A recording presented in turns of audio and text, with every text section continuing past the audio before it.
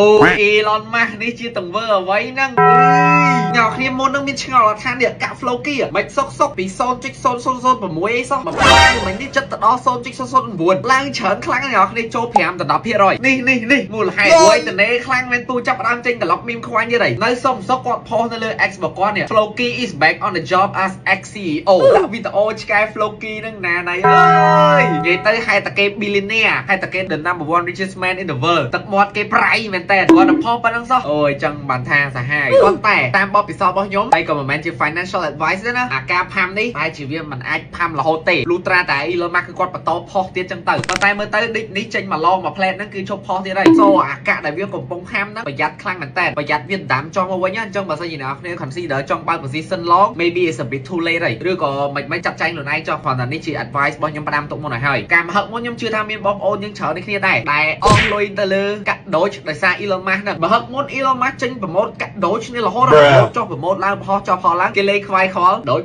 អូយ៉ាត់មែនតើជាមួយនឹងកាក់ដែលគេ hype ឲ្យវាផាំឡើង anyway បើយើងបកទៅមើលស្ថានភាពទីផ្សារ crypto ថ្ងៃច័ន្ទនេះគឺវាបាន recover មកវិញរៀងគួរសមដែរទោះយើងឃើញវារៀង red តិចមែនតែក៏ប៉ុន្តែ Bitcoin វា recover ពីយប់មិញមកបាន 2000 លេខដែរបើសម្រាប់ BNB វិញគឺនៅតែមាំ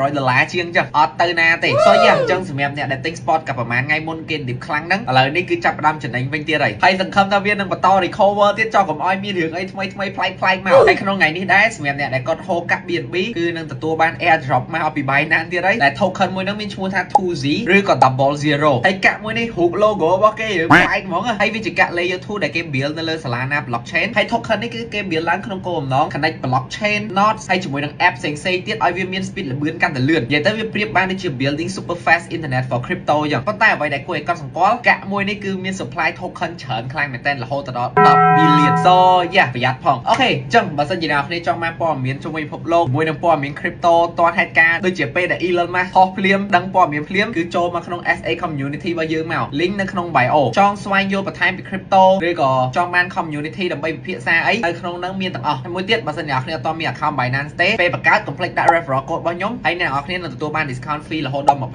ទៀតផងអូខេបាយ